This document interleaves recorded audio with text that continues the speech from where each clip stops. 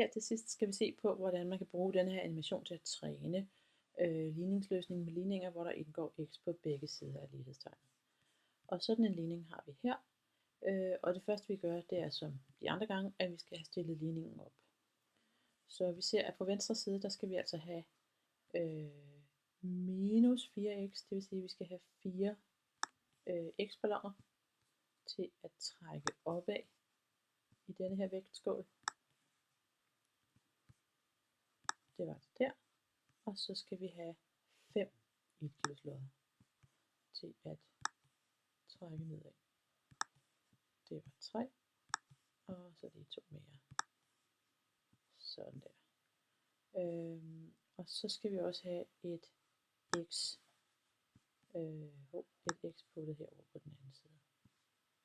Så nu har vi så ligevægt på vægten, og vi kan se, at venstre side her er repræsenteret herover, og højre side passer med det, der er på vægtskålen her. Så vi er klar til at løse ligningen. Så vi går ned og siger continue, og så skal vi så til at overveje, hvad vi gør. Når man har sådan en ligning med x'er på begge sider, så det første man gør, det er, at man samler x'erne på den ene side og har konstanterne på den anden side.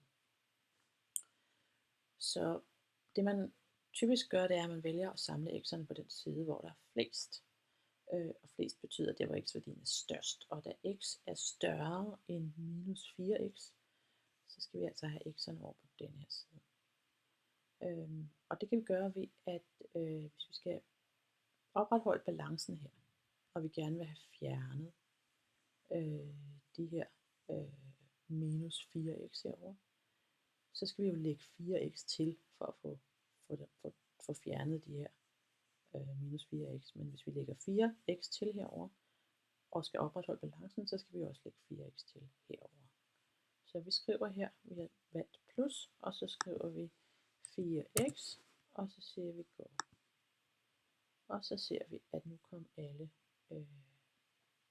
x'erne herover, og vi har tallene herover. Så nu har vi altså fået samlet alle x'erne på den ene side. Så har vi jo altså 5 gange x herover, og ikke bare x, som vi egentlig gerne vil. Så det man så skal tænke i, det er, at det må være sådan, at der er det samme i hver x-kasse.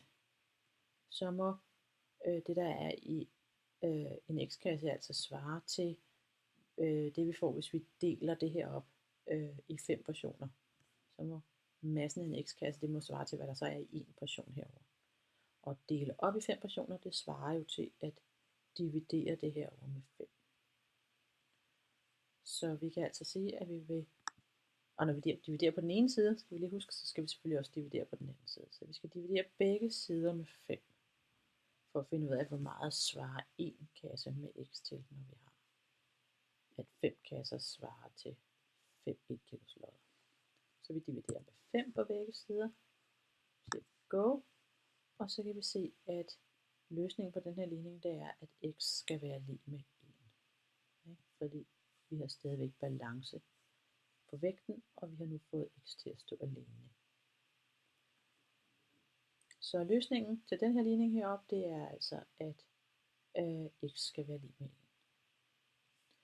Og når vi har den her type opgaver med x-værdier på begge sider, så er vi ikke nødt til at have en opgavesamling, hvor vi går hen og henter opgaver, fordi vi kan bare trykke New Problem her.